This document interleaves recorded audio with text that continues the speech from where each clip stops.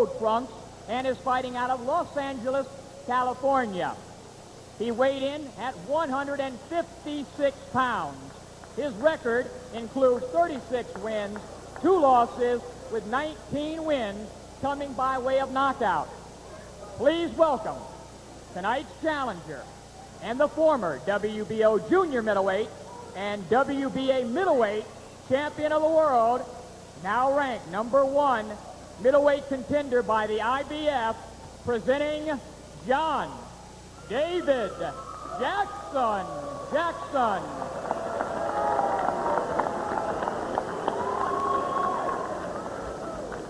And ladies and gentlemen, his opponent across the ring is the defending champion, fighting out of the red corner, wearing black trunks and hailing from Philadelphia, Pennsylvania.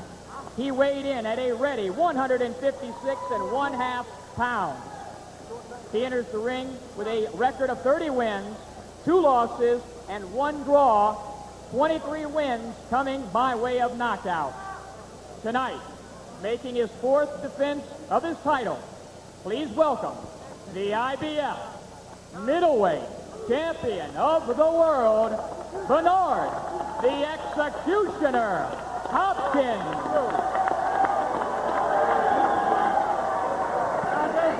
John David, get clear of the ring. Okay, guys, come on. John David. Guys, get out of here. Gentlemen, tonight we're fighting for the IBF middleweight championship of the world. I want a clean fight. No monkey shine, no monkey business. The rules are no standing 8 count, no 3 knockdown rule. There is a mandatory 8 count. I want you to protect yourself at all times. I want you to obey my commands at all times. Touch gloves and come out and sound the bell. Here we go. Johnny Femia of New Orleans, Louisiana. Final instructions. They're checking out the waist lines. IBF middleweight champ Bernard Hopkins inactive 273 days, or about 9 months, due to promotional problems. He left Butch Lewis for Dan Goosen and America Presents, so he feels better about everything from the category just in case. 5-0 with 5 knockouts against Southpaws. Jackson, the #1 contender, despite losing his last fight, which he calls a blessing in disguise, because he now says Hopkins thinks he's slipping, perhaps false confidence for Hopkins. And a very interested spectator, the WBA middleweight champion in the crowd, William Joppy, very aggressive fighter out of Rockville, Maryland, in need of a big-name opponent, but tough to find at 160. He has to unify the title, perhaps. He's a future opponent here. Here we go. Round 1, scheduled for 12 for the IBF middleweight championship. Bernard Hopkins, the champion, in the black trunks with the gold trim. John David Jackson in the all-gold trunks, the challenger. You know, both of these fighters were so light at the weigh-in that they're just about junior, middle, or super welter, call it what you like. That's 154. Just a couple of pounds over that. They could be in any division. That's a lot of aggression just then. That last little rhubarb there was kind of a gutter kind of fighting. Ooh. Jackson almost slipped after that wild punch. I've noticed that Hopkins has difficulty with opponents that move around a lot. Jackson likes to frustrate opponents with lots of movement, historically. Meanwhile, Jackson has trouble with busy fighters, and Hopkins told us the key tonight is pressure. So we've got some interesting ingredients going into this one. Well, right now, I think it's a cat and mouse game. It's a serious chess match going on. They know each other from a long time ago, haven't sparred with each other for a lot of years, a lot of changes probably made, and they both still think they know one another, but 2 different fighters. Jackson has a very wide stance. Bobby, take a look at how wide it is between those two.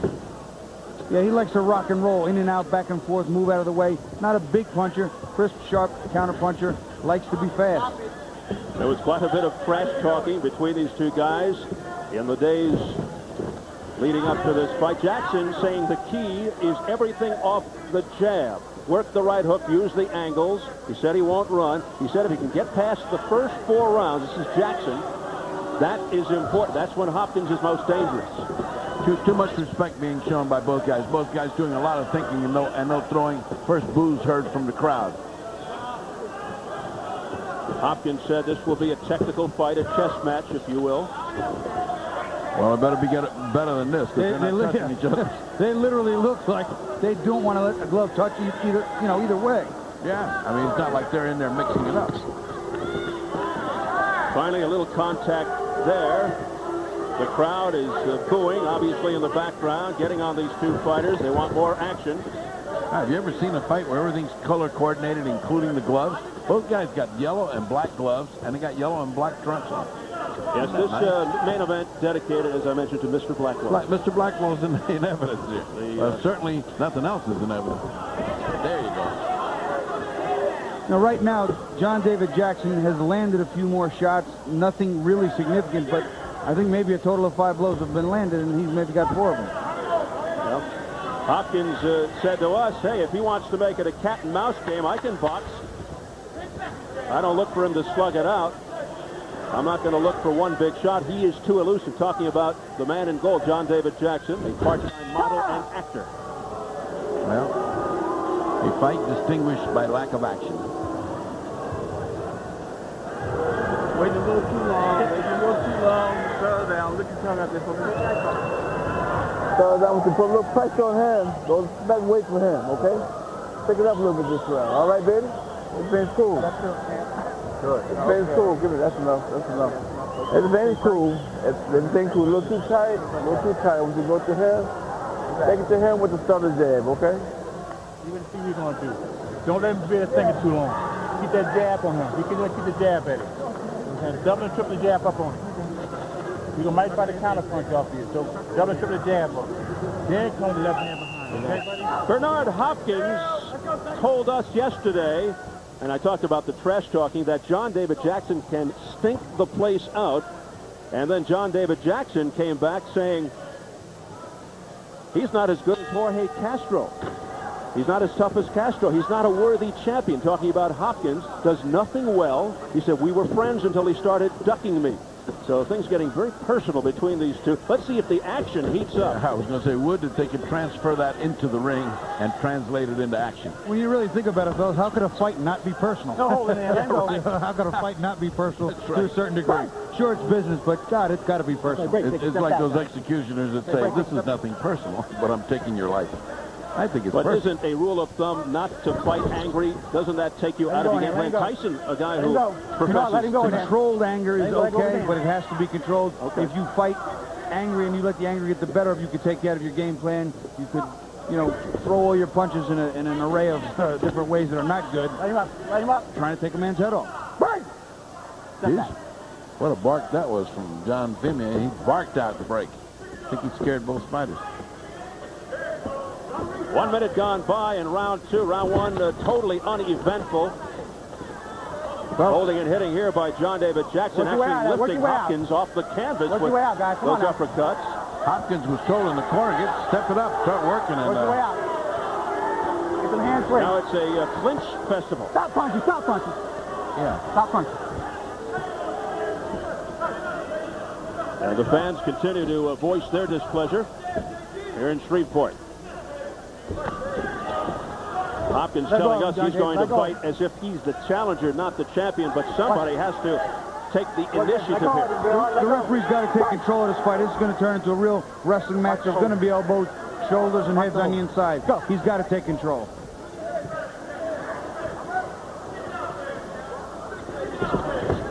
Wild swing and a miss. Overhand right attempt there by Bernard Hopkins. Hopkins very cool when we asked him yesterday. Was he used to left-handers? He said, I knocked every one of them out.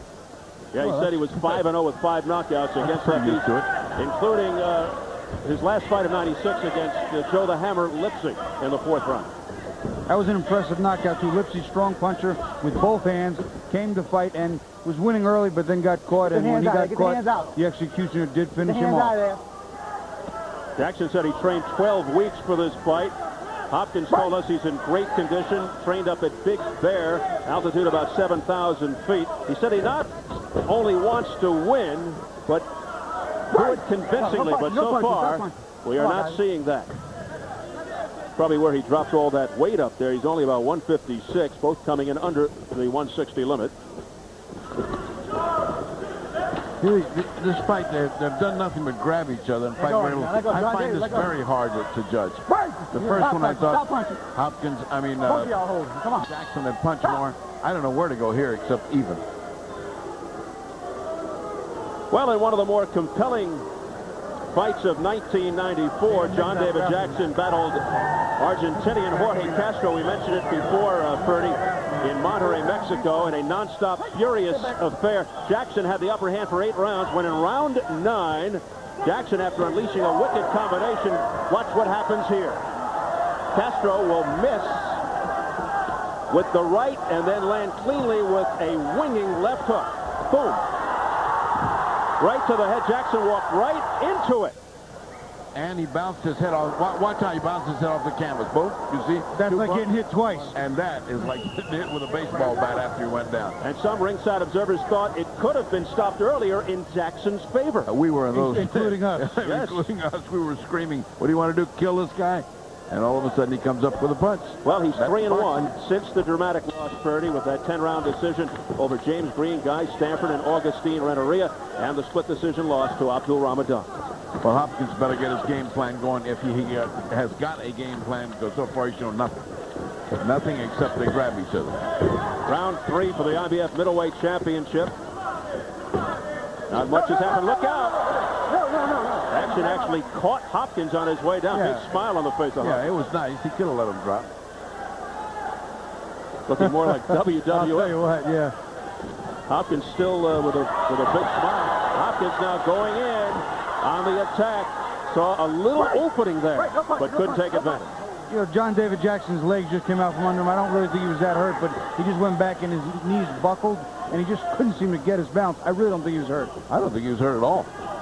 I'm not even sure he was hit. On the other hand, I wonder what's wrong with his legs. Look, he did it again. See, his leg slipped it under him again. Stop punching. Stop punching, guys. Back up, back up. When I say break, take a step back. This may be one of those old punch and grab kind of fights. There it is. I mean, ever since he gets in close, it's punch and grab. Back up. John David Jackson, a natural lefty who calls himself ambidextrous. He can switch. There you go, John. He did that against Castro early on. He feels that his power is in his right hand, although he's a southpaw. See, the referee's got to take charge. He's got to break this up. Look at this, huh? He cannot allow this to continue. No, he said to him, John, let him go, let him go. He must get between them. Johnny Femia finally splitting them apart. Now this has basically been a dance-a-thon here and a clinch fest. Yeah, clutch-a-thon. Yes. Little arrogant smile on the face of Bernard Hopkins. I don't understand why. Now, right now, Hopkins is landing a little bit more effectively with the right hand, but as soon as he gets close enough, Jackson ties him up. Both holding. Hopkins, normally an adaptable type fighter who likes to go to the body, an in-fighter. He's got an attitude. Has difficulty, as mentioned, with guys who move around a lot, and that certainly is the style of Jackson. But Jackson has the kind of style, he doesn't mind boring you to death. If he thinks that's what's going to get the job done, he will do that. Right. He doesn't go in looking for the knockout. A boxer technician, very slow to attack, defensive. Tries to put his combinations together and frustrate his opponents. What he has to do is he has to do the best with what he has. He's not a big banger. He's not a big, strong one-punch knockout artist. If he can move, confuse you with his southpaw style as well as his speed and unusual angles, that's what he's supposed to do. Two or three times, the referee has said, stop holding. Now he's pointing at Jackson and really saying it because he's the one that's doing the holding. See, as soon as he gets in, he grabs it. Now, Jackson does have that awkward jab, sometimes leaves himself open after the jab. We'll see if Hopkins can take advantage later. He's double up, going to the body. He's double up, going to the body. Look, he's coming up from me. Double up, going to the body, baby. Follow me in the water, son. Go ahead. You know that. I know. Both of y'all holding, all right? Lay off the holder. All right? Let's take a look at that awkward lift that reminded us of a wrestling circles. You know, here, Jackson could have let him drop, and see right there, let him drop? No, he held him. So it's kind of nice, gentlemanly thing to do. That was a lovely dip. It was. It was kind of an orchestrated dance there. You know what it is. It's getting sickening here because there's no fight. By the way, I'd be remiss before the action starts if we don't wish. I know you did. We want to wish Jimmy Lennon to get well. I'm kind of mad at him because he didn't call me for a house call. Now they're gone all the way to California to see him. Your bedside manner alone would have been... all he had to do was call me. Jimmy's a friend. Jimmy's a friend. All right, round 4. I thought this was a contact sport, but not here between these two guys, Hopkins and Jackson so far. Awkward fight. One of my partners at ringside here, Henny Youngman. Henny didn't have a bad left hook, by the way. I wouldn't doubt it. All right, round 4 continues. This for the IBF Middleweight Championship. The champion, Bernard Hopkins, in the black trunks. The challenger, John David Jackson, in the gold. Now, both fighters talked about going to the body. Hopkins wanted to slow Jackson down by going to his body, and conversely, Jackson said the same thing. I want to take him out of his game plan. No one's gone to his body. I'll hit him there and slow him down. But neither are really doing that very well. Hopkins 30 wins, 2 losses, 1 draw with 23 KOs. Jackson 36-2 with 19 knockouts. He's 8-1 in title fights. Straight right hand there by Bernard Hopkins. Well, that's the first kind of good punch that landed. Yeah, that's probably the best punch landed so far. Because his head went back, and it looked effective. Oh, Jackson almost walked in. What did I say before? When he lets loose with a jab, he lets himself open. He's wobbled. A straight right, a combination by Hopkins. Hopkins now trying to pour it on. Tell you what, his strength factor here is going to be leaning heavily toward Hopkins' favor. He landed a couple of clean shots on John David Jackson. Jackson's got to move, and he's got to counter. He cannot allow Hopkins to just run in. And Hopkins now working the body. Hopkins does have power and speed. Jackson looks lackadaisical. His face looks lackadaisical, and his legs look weak. I mean, he doesn't look like he's fighting with strength. Look at his face. He's got a mass of indifference almost. Many wondering how you lose your last fight and still retain your #1 ranking, and that's the case with John David Jackson. You know, John David Jackson said that he got knocked down the first round, he got up, he survived. Second round, he took off just to get his head clear and won the last 8, and even his opponent said you won the fight. So maybe somebody in the ratings committee. Oh, what a shot. What a beautiful right hand. Now that's a shot. Now David is in trouble. John David is in trouble. And down he goes, but the referee, Johnny Feeney, is saying it was a push or a slip. So it is not a knockdown, although Jackson has been staggered. He is wobbly. He is wobbly. He's not sure of himself. You know, we talked about the Castro fight. He came out and he fought Castro as opposed to boxing, moving, and as Bernard would say, stink the place out. That's right hand by Bernard Hopkins, and Jackson is in trouble. But that's the problem. Jackson started to fight with Castro, and that's what happened. And here's what's happened here. He cannot fight. He's got to box. See, he did a wrestling move there. He jumped up to be funny, and it's not funny at all. And it could have cost him a point. He's lucky it didn't. Jackson on very wobbly legs as the bell sounds. Big round for Hopkins. Big. Could have blown it by that stupid comedy. What happened to the sponge? What a subject, guys. Hold this up here. Don't worry, Jake. Don't worry. Don't panic. You got a little good shot. You can't back from it. You understand what I'm saying? Don't worry about it. They're going to sponge up there. Now let's take a look at how he got in trouble to begin with. Jackson's fighting him and not really being effective. But he gets hit. See that right hand? Now watch what happens to him later in the round. Bobby. Well, we'll take a look. Hopkins is trying to unload with that right hand. You'll watch it connect right there. And you can see the legs come out from Jackson. He's a little unsteady there. That right hand is finding its mark, and he's got to neutralize the right hand. And the way he needs to do that is to slip outside it, slip under it, or use his own counter hook. And those tactics are necessary by Hopkins at the end. Hopkins connecting with a series of straight rights, chasing Jackson around the ring at 1:15 into the last round, round 4. Another at 2:10 and a big right at 2:40 that staggered Jackson. Round 5 now. And for the first time in this fight, I have Hopkins ahead 39-38. What do you have, Bobby? I have it 39-37. I had the first round for Jackson and the next 3 for Hopkins. I thought it was a little more effective in the second round, and certainly in the last 2 with that right hand, he's been getting home much cleaner.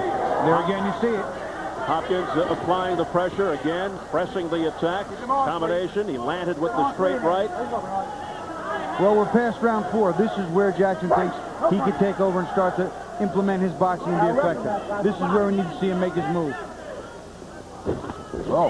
A smacking straight right hand by Hopkins. Again, Jackson walking right into it. Yeah, he doesn't look too enthusiastic. Things don't look too great for Jackson right now. He looks like he's fighting a falling apart fight, a fight in retreat, a defeated fight. Hopkins with all kinds of confidence right now, very much in command the last couple of rounds after a very lackluster start by both men. And Jackson waving it off saying, I'm okay, which usually means that he may be hurt. Well, with his legs so wide, as Freddie pointed out earlier, he doesn't maintain really good balance. And sometimes when he leans back, he almost falls over because the legs are so wide. After that wild miss, Bobby, by Hopkins, a clash of heads. You know, Bobby, that's why I was pointing it out to you at the beginning. How could this guy, with his legs that big, that wide apart, think he's going to have motion to get away when he wants to? He can't. They're too far apart. And even coming forward with him, he's so far off balance.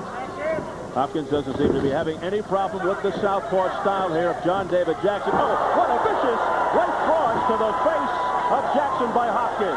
Big punch. Now, Hopkins talked about not only cleaning up the middleweights, but possibly jockeying back and forth between the super middles.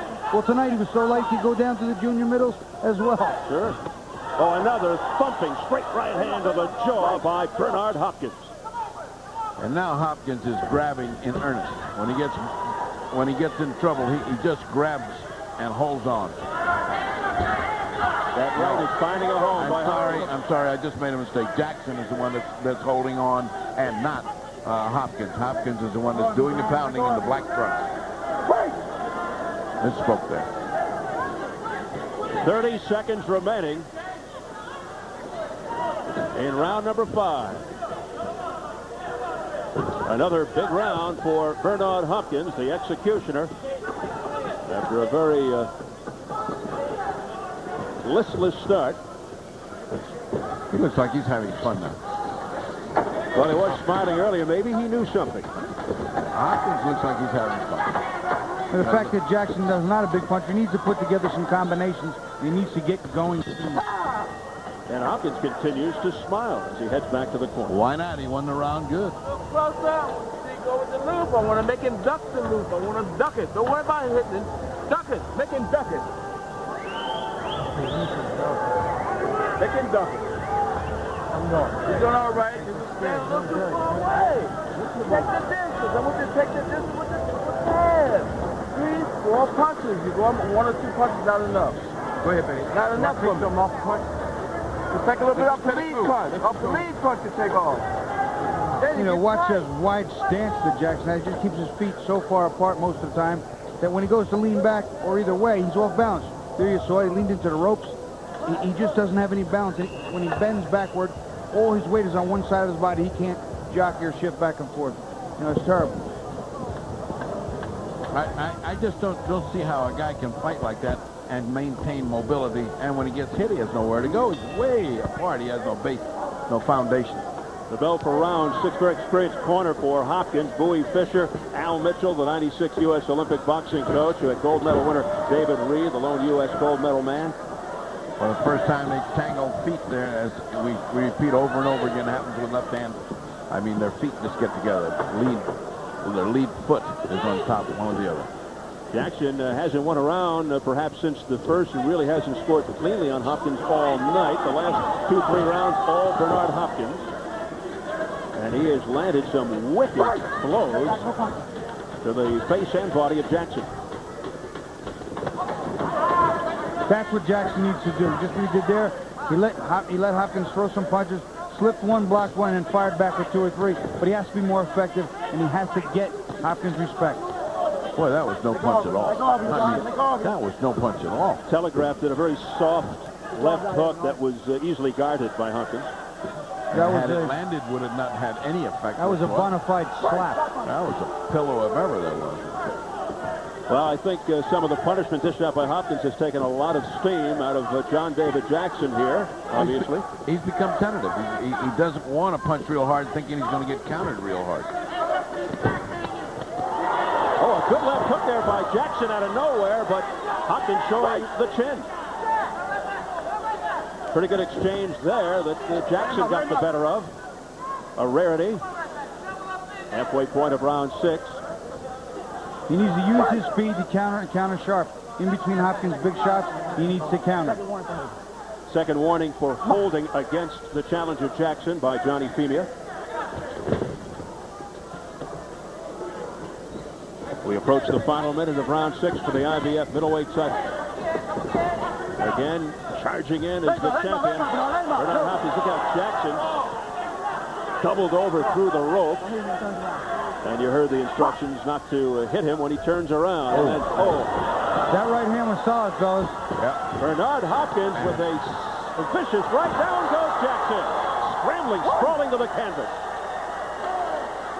2, 6, 7. He went from 2 to 6. The new math. He had the new math. 30 seconds to go in round 6. Can Jackson survive the round? I don't think he's in trouble. But he was. I don't think he was in trouble. He was off balance, but he got caught. The initial shot was a little bit of a big shot. Still on wobbly legs. Now he turns him around. Hopkins spinning Jackson around. Boy, John David Jackson looks just aren't under him. I mean, his legs just aren't under him. Very well. He just seems to be trying to get out of the way at all costs to the point he's turning the tail and running almost. It's not good. Yeah, the future does not seem bright for John Jackson. You can't take the off from him, buddy. You can't take the off from him. You're going the wrong way. You keep going from him. Right there. Right there. Fuck it. You're going the wrong way on him, buddy. You're going the wrong way on him. You got to go to your left. I mean, your right. Go to your right. Don't go to your left. Go to your left too much.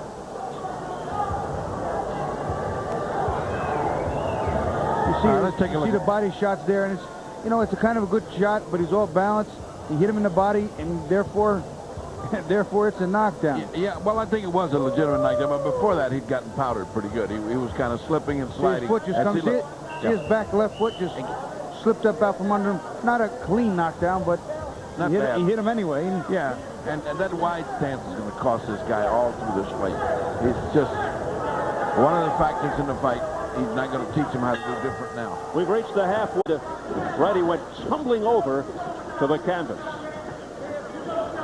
So we're halfway through, and it's almost a point of no return for John David Jackson. I have a 59-54 with that extra point for knockdown. It's a five-point fight right now. It's just getting to be a lot. And Jackson, not exactly known as a knockout puncher. 36-2 with 19 knockouts. He needs to time Bernard Hopkins on the way in. See that loop? That loop's too slow. Oh, look, yeah, he got wobbled again, but that's because he stepped on his foot. He's tangled. But that is a very slapping shot by John David Jackson. And then, Bobby and Freddie, on top of that, he leaves himself open. And we'll see if he pays for it. He's got problems. He's not only got him, the Hopkins to worry about. He's got to keep arguing with the referee. I'm not holding him. He's holding me. He keeps saying to him, it's not me, it's him. What's them on straight? The clinching continues here now as they hang on. This is what we call awkward in fighting. Yes. Tie one hand up, throw a little bit with the other hand, switch off and tie another hand up, and smack around a little bit. Nothing real effective happening here on the inside.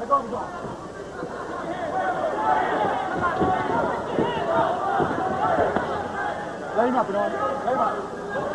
Now, this is bordering on what we see over and over again. Styles don't make the fight. This style is not pleasing to watch. One style is not fitting the other. One is survival, and the other guy's going all out for knockout. There's the jab by John David Jackson trying to set up the left. It was flush on the face. Yeah, but see, it wasn't there. Right. It wasn't a straight. It was a roundhouse.